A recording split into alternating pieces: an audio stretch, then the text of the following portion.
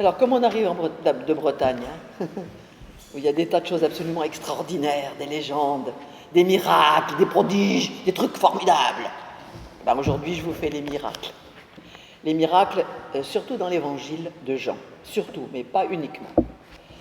Alors, il y a différentes conceptions de ce qu'on appelle le miracle. Ce n'est pas un prodige, mais un événement non explicable par les lois naturelles, autrement dit un événement surnaturel. C'est un événement étonnant à l'époque où il se produit, mais qui peut être tout à fait naturel quand même. Il peut présenter cet événement différentes natures, guérison, conversion, etc. Cet événement échappe totalement au pouvoir de l'homme et il se présente souvent de manière totalement inattendue. Voilà la situation. Alors il dépend, le miracle, de la vision qu'on a du monde. Par exemple, pour la civilisation non scientifique, selon lesquelles monde et énergie divine sont liés, le miracle est de l'ordre de la nature. Dans cette optique, rien n'est miracle, car si l'énergie divine est partout présente, les choses les plus ahurissantes peuvent arriver sans que ce soit pour autant un miracle. Par contre, dans notre civilisation scientifique, où nous croyons qu'il y a des lois rigoureuses, on a idée du monde tel qu'il est. Dans ce monde-là, Dieu n'y intervient pas. C'est une vision non religieuse de l'univers qui a permis, entre autres, des conquêtes scientifiques. Il n'y a qu'à penser à Galilée. C'est contre l'opinion religieuse qu'il a découvert le mouvement de la Terre autour du Soleil, entre autres. En effet, si l'on pense que Dieu agit partout et qu'il n'y a qu'à l'invoquer, Seigneur Tout-Puissant, il serait stupide de dépenser des milliards et des milliards pour lutter contre les maladies, contrairement à ce que pensent certaines sectes, et que c'est comme une profanation de vouloir savoir comment fonctionne le monde puisqu'il est habité par Dieu. Donc totalement inutile de dépenser de l'argent et de faire des recherches. Dans notre civilisation, ce qui peut apparaître comme miraculeux, parce que ça arrive quand même, c'est ce qui irait à l'envers des lois physiques de la science, ou ce qui pourrait dérouter l'enchaînement normal et logique des choses que l'on peut prévoir.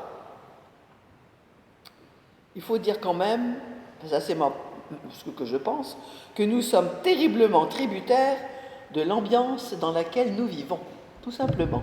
Bon, bref. Et alors, ça c'est pour les généralités concernant le miracle. Maintenant, ce que la Bible appelle miracle, c'est quoi ? Alors forcément, il y a l'Ancien et le Nouveau Testament, nous sommes d'accord. Donc on va dissocier les deux, on va commencer par l'Ancien. Là, dans l'Ancien Testament, il n'y a pas de vision scientifique du monde, pas encore. Il ignore totalement les causes secondes et attribue à Dieu tout ce qui arrive, que ce soit conforme ou non aux lois de la nature. Mais, par certains côtés, présente quand même une vision assez laïque. Les 2 premiers chapitres de la Genèse, entre autres, se démarquent des religions alentours. Ces 2 chapitres disent, écoutez bien, il y a une distance entre Dieu et l'homme. L'homme, comme le monde en général, ne sont pas Dieu. Pour qu'il existe, il faut que Dieu parle. Il faut une parole. Si le monde n'est pas divin, il y a une distance, mais aussi un lien entre Dieu et les hommes. Ok ? Et cette idée-là, justement, de lien et de Dieu avec lequel on peut avoir un lien, avec lequel on peut parler, ce n'était pas du tout, c'était contraire aux idées environnantes pour les païens. Chez les païens, Dieu était partout présent. Il n'est pas sûr que Dieu soit partout, d'accord ? Il n'est pas dans le monde, d'accord ? Pour les hommes de l'Ancien Testament, Dieu est au ciel et les hommes sont sur la terre. Pour les prophètes, c'est du paganisme de croire que Dieu est partout. Mais pour le prophète, comme pour l'Israélite, si Dieu n'est pas partout, par contre, il se manifeste fortement s'il choisit de devenir présent. C'est-à-dire que quand on dit que Dieu est présent au milieu des hommes, c'est une réalité. Pour celui qui croit. Pour l'Israélite, le miracle est un événement qui va souligner d'une façon très très forte la présence de Dieu. Il faut bien qu'elle se manifeste d'une façon ou d'une autre, cette présence de Dieu. Et elle peut se manifester effectivement à travers un miracle. Le plus important de l'histoire du peuple hébreu est c'est l'expérience qu'il va faire avec la manne, quand il va se retrouver au désert. Je ne vous raconte pas l'histoire de la manne, vous la connaissez. Parce que cette manne va être considérée par le peuple israélite comme un miracle. Mais en réalité, oui, il est assez courant dans le désert. C'est quelque chose de normal. Mais les Israélites qui ont mangé cette manne, qui avaient faim et pour eux, c'était une présence de Dieu. C'est Dieu qui les assistait. Il était présent, il les assistait, il les aidait. C'est la même chose pour le buisson ardent. Ça se passe où ? Au milieu d'un champ pétrolifère. Donc qu'est-ce qu'il y a ? Il y a un gaz qui brûle naturellement. Et que fait Moïse ? Il le voit comme une présence magnifique et surnaturelle de Dieu. Alors, tu dis, il s'agissait d'un gaz brûlant naturellement, dans le désert. Mais Moïse a vécu cela comme une présence particulière de Dieu.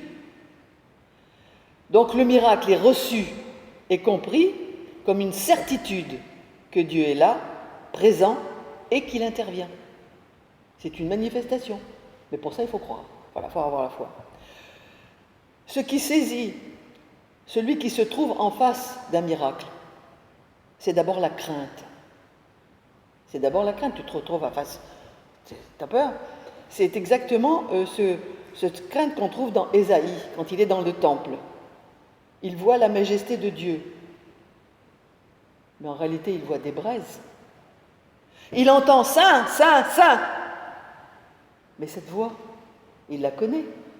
Il est habitué à l'entendre, puisqu'elle fait partie de la liturgie israélite. Et qu'est-ce qu'il fait ? Il a peur. Sa réaction immédiate, c'est la peur. Et il dit « Malheur à moi, je suis perdu !» Il a entendu, il a vu Dieu, ça y est.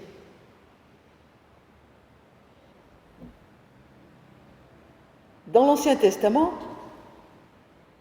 ce qui intéresse en réalité l'Israélite, ou le prophète dans ses visions, ce n'est pas l'événement et son côté extraordinaire, fantastique. Non, c'est pas ça. C'est sa signification qui engage l'Israélite à se poser des questions devant cet événement-là, extraordinaire, que je ne comprends pas, qui me dépasse, qui vient de Dieu. Alors, qu'est-ce que veut me dire Dieu ? Qu'est-ce qu'il veut me dire, Dieu ? Quel est son message ? Sur quel chemin veut-il que je m'oriente ? Où m'emmène-t-il ? C'est là l'importance du miracle, des messages. Dans l'Ancien Testament, un miracle et signes ne peuvent être reconnus que par la foi, et uniquement par la foi. Par exemple, un autre moment dans le récit de l'Exode, c'est le miracle pour que les Israélites puissent obtenir l'autorisation de partir et de quitter l'Égypte. Tous les événements qui nous sont racontés, les 10 plaies d'Égypte, c'est quoi ? c'est que des événements naturels. Que des événements naturels. Il y a les inondations, il y a l'eau chargée de limon imbuvable, les sauterelles et compagnie, etc. Mais pour Moïse, ces événements, c'est la présence de Dieu qui est manifestée, parce qu'il a la foi. Alors que pour le pharaon à qui on raconte ça, mais c'est des trucs qu'il connaît. Il connaît, il n'y a rien d'extraordinaire pour lui. Ce sont des phénomènes naturels. D'ailleurs, dans la Bible, il est bien précisé que les magiciens font exactement les mêmes miracles que Pharaon. Donc, il n'y a pas de miracle. Il n'y a pas de foi, il n'y a pas de miracle. Donc, en dehors de la foi, le miracle, il ne dit rien. Il ne dit rien à personne. Il ne dit rien. C'est elle seule, la foi, qui permet de le discerner, de le recevoir. Il n'est reçu que par la foi. Il n'est pas destiné à satisfaire un besoin humain assez extraordinaire, de besoins de merveilleux, de trucs et de mûches. Non. Il est simplement reçu, destiné, il est reçu par la foi. Il y a un autre truc dans le Nouveau Testament qui est intéressant. Le lendemain de la multiplication des petits pains, vous avez une foule, on multiplie les petits pains, tout le monde est rassasié, on ramène des corbeilles alors qu'il n'y avait rien. D'accord. Le lendemain, cette même foule se retrouve devant Jésus, et qu'est-ce qu'elle fait? Elle lui demande un miracle. Qu'est-ce que ça veut dire? Ça veut dire que la veille, ils n'ont pas été convaincus. Ils n'ont pas vu de miracle. Ils n'ont rien vu du tout. C'était normal.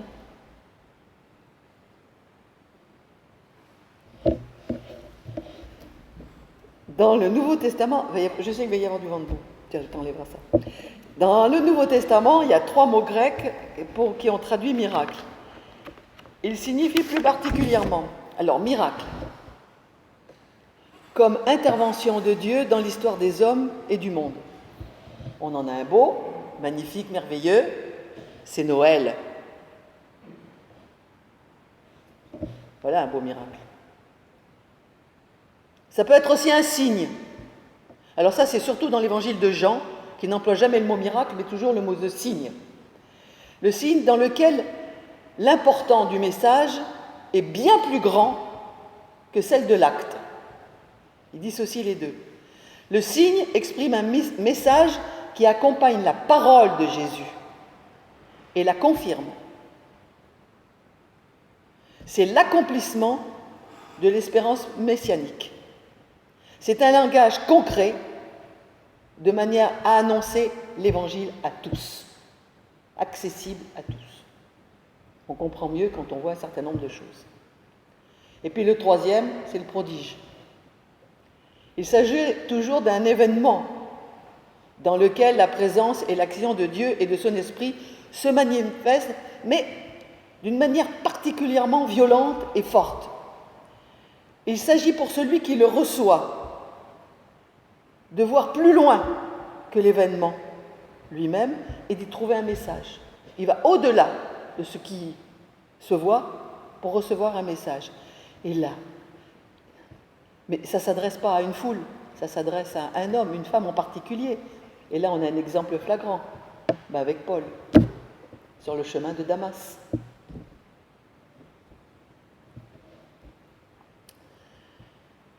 Alors au miracle, il n'y a pas d'évidence. Il n'y a pas de preuve. Il a un sens, mais pas pour tout le monde. Et en plus, il n'est pas forcément convaincant. Ceux qui demandent des miracles sont souvent des incrédules. Mais il y a un signe fondamental, base de notre foi chrétienne, c'est la mort de Jésus en croix.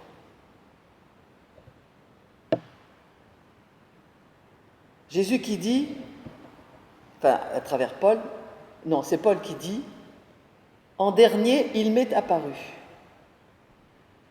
Et quand Paul dit cette phrase, il est probable qu'il pense que c'est la dernière apparition du Christ.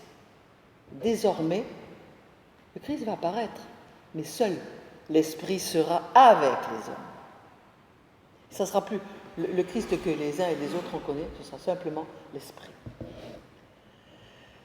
Alors, des miracles et puis des apparitions et des trucs, il y en a dans toutes les religions, là, il ne faut pas se faire d'illusions, pas de problème. Mais maintenant que je vous ai donné l'essentiel de ce que je crois être un miracle et les signes dans la Bible, je vous ferai une petite aparté sur les écrits médiévaux qui rapportent une foule de miracles qui n'appartiennent pas au texte de la Bible. Ils sont créés de toutes pièces. Mais ils permettent de satisfaire le goût pour les prodiges, les trucs extraordinaires, le merveilleux.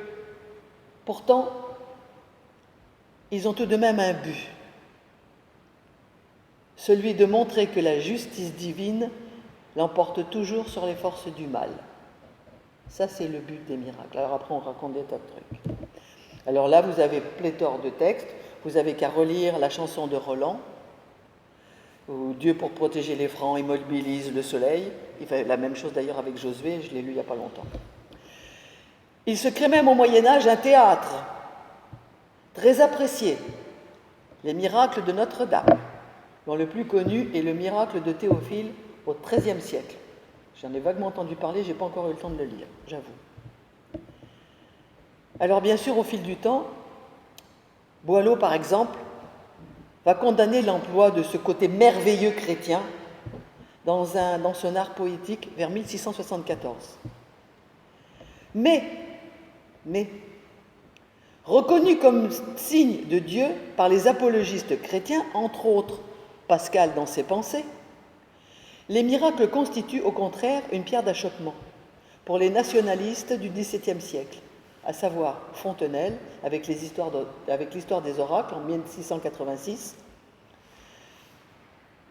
les pensées philosophiques de Diderot en 1746, et puis plus tard, on va observer un recul du miracle spectacle. Il y en aura beaucoup moins, surtout en France, avec surtout celui qui a fait grand bruit, l'annonce faite à Marie de Claudel en 1912, où la résurrection de l'enfant mort apparaît toute naturelle entre les mains de Violaine, sa mère.